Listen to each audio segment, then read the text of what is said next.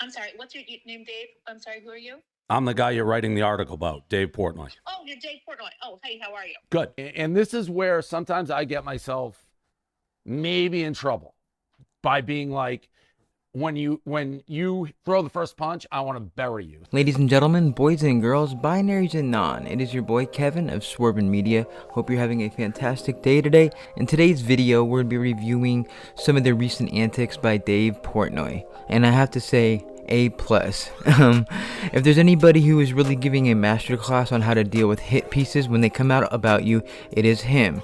Usually people, especially these days, no one really has balls anymore. No one says fuck you or calls them out when they get called out for stuff that's not true. Everybody just seems to go and hide or start playing a victim. It's just everyone's just so scared, and it's really great to see Dave, number one, doing what he does with the journalist, and then number two, the thing with the pizza guy that's also in this video. It is hilarious. More people need to be just saying fuck you to each other in person. We see it all the time on Twitter. It doesn't mean nothing. Like, saying shit on Twitter and on the internet is stupid. A good old fuck you and a middle finger to the face, that's amazing. And if we had more of that going on in society, we might be more fucking respectful on Twitter.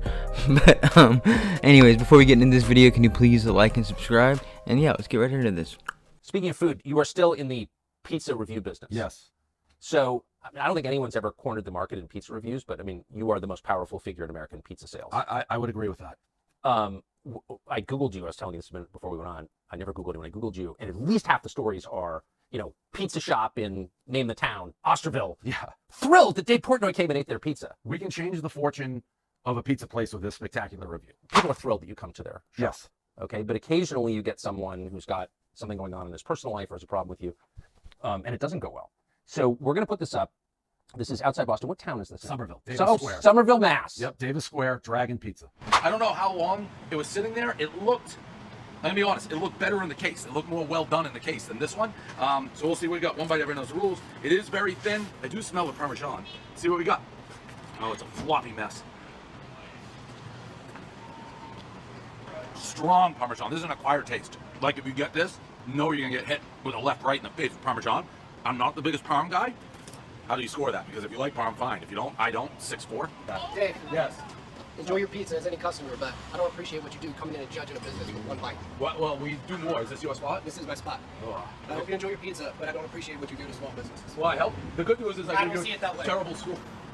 Maybe a little clearer. Move on. Don't stand in front of my business. Let me be clear. Fuck Let you. me be clear. Fuck Get you. the fuck out of front of my you. business. Fuck you. Don't It's a fuck you. public Your whole street, you fucking motherfucker. Yeah, but It's a it's my public business. street. This You ain't can- your business. Yeah, but this is my business. And you can Fuck stay here and you. call him Fuck fucking you. police. Oh, he's right across the street. Go get him. What are you going to tattle me on for standing on a public Just street? being a fucking Your, bitch. your shirt's 6 sizes too small, Fatso. Just go fuck yourself and the You whole go- fucking platform you're on. Oh, you don't like the platform? You're a joke to me, dude. You know what? You're Take making your a fucking joke. show and your fucking game and go somewhere else. Blah, blah, blah. Alright, By the way, that's I raised $50 million for small business. You're all talk, dude. 50 You're all million? talk. Was that all talk? Yeah, kind of like that New York Times article. Here we go. Here we go. Your shirt's 6 sizes too small. I don't care. I Who's work some hard. weight? You're a fucking joke. You work hard? Yeah, maybe.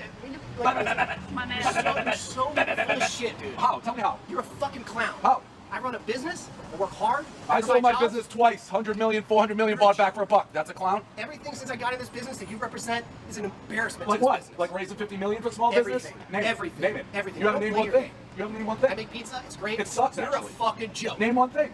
Name one thing, asshole. You've given up. I've given up too much of my time. All you've said is everything, Name one thing. You're a fucking Name joke. one to me. thing.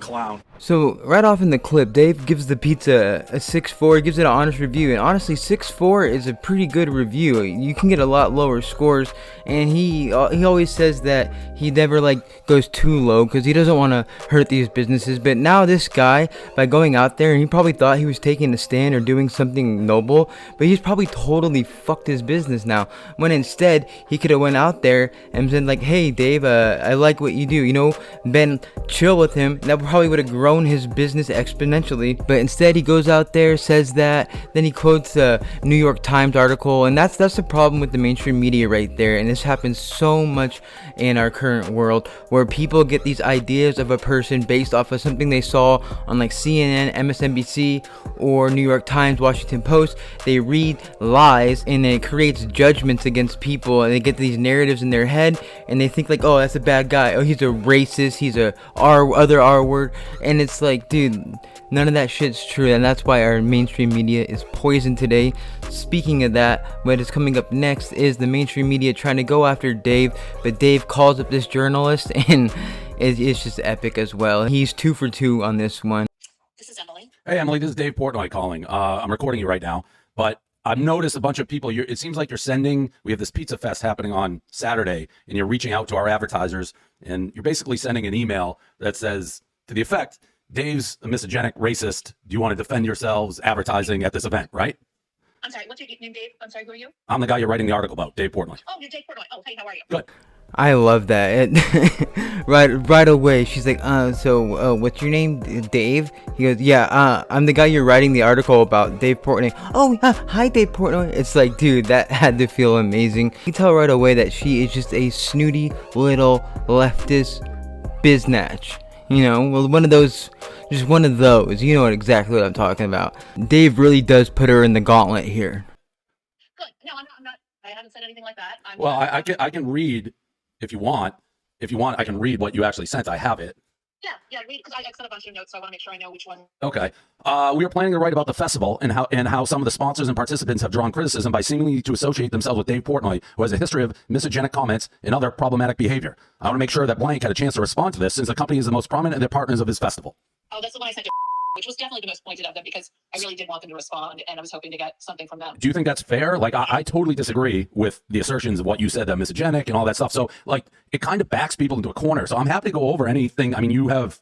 That is pretty pointed. You said you didn't do it. Then I have the exact evidence of you doing it. So no, I didn't say I didn't do that. I said I did. That was the one that was the most well, pointed. no, before I provided proof, you said you didn't really remember doing that. And then I read it to you and you're like, oh yeah, I did it that one time. So you did do it. I'm happy to talk about the comments, because to me, it's kind of like torturous interference. Like, we're doing an event. Everyone's happy about the event. You know, I've raised $50 million for small business. I've helped pizzas. None of that. It's Dave's misogynic and problematic. And I'm happy to talk about it, because to me, nobody would like if someone's going around sending that email to their sponsors. And again, you're not like questioning. It's almost like a statement of fact. This is what I am. That I want to give you a chance, if we're going to, anything specific we're going to include in the story. And I just don't have it all in front of me, because I'm working with another reporter, and I want to make sure that we, have as full a conversation as we can. What was the thesis of this article you're writing? I don't work with theses. I'm just reporting. It's just, you're an interesting guy. You're an interesting role in this industry, and we just want to look at it. That's all. It seemed like you were going to try to shame sponsors for being associated with me and put them in a box, when I know they all love me, but nobody wants a Washington Post writing an article, sponsor associated with misogynic, racist piece of shit. Nobody wants that. That's what you're trying to do. And even on this call, it's pretty clear that's what you were trying to do. You don't have the facts for me. What I might have said on this call that would give you that impression. All I've said on this call. Well, we started the call with you saying you never said anything negative, and then I read back an email like, oh, I did on that one. I said that I sent a number of emails, and that one was the most pointed, because I was really trying to press them to respond. But I really, and what I've been asking people about, I'm just asking people what they're doing. I'm just asking people about, how they came to participate and how they voiced. Okay. No, I was just saying, I was going to call you. I really wanted to talk with you. I want to have a really full conversation. That's why. So what time? I'm more than willing to have an open conversation about anything if the article is not written. I'm afraid with what I'm seeing already here, all it does is it validates a hit piece. I swear, I have not written the story. Believe me. Have you made your mind up about me? We're in the reporting phase. I can't.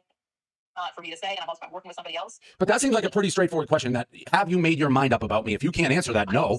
I can say I have not made my mind up about you. Then why would you include that in the email to the sponsors?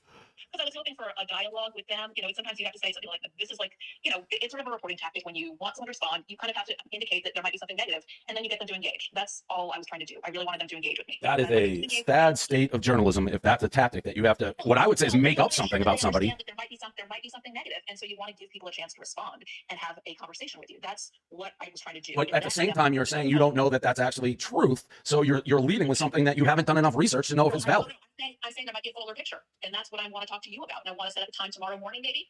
So the call goes on, and they set up a time for the next day to talk on the phone, but Dave tweeted out the next day that the phone call never happened. So they don't want to deal with him. I mean, and how just awful is it that they're doing this shit? Like, imagine being a sponsor for this event that he's throwing. It's supposed to be some of the best pizza businesses in the country all at this pizza festival. I'm sure these small businesses are excited to be there. They're like, oh, this is a great opportunity. We're gonna make a bunch of money that day. Then all of a sudden you get a journalist from the Washington Post saying you're sponsoring an event that has Dave Portnoy, who is a racist, a misogynist. So what do you think about that you're sponsoring with a person like that? It's like, dude, how awful is that? First off, when their claims are false, like he said, the sad state of journalism right there, for real. Because she's like, oh, I have to make up lies to get responses from your sponsors because I'm doing a hit piece on you. That is just bullshit. It's just really low-hitting bullshit. And honestly, he handled that shit great. I hope his pizza festival goes on great. I hope this fucking article, honestly, I'd love to read it to see where they go with it now that this phone call happened, because I'm sure that they'll somehow push a narrative that what he did on that phone call was from a total place of white fucking, what do they call it, white fragility or some shit, you know, say that he was being scary and white or some shit. I don't know. The world is fucking crazy these days, and these journalists at especially places like Washington Post and New York Times, unfortunately, because New York Times used to be great, are fucking retarded. Anyways, that's gonna be it for this video. Oh wait, real quick, for in honor of Dave, I'll do this. Let's get it. Got my Barstool hat. I got this hat for $7 at Marshall's. Shout out Marshall's, and also shout out Barstool. Once again, if you like this, please like and subscribe, and let me know in the comment section what you think about Dave in the first clip and the second clip. Alright, love you.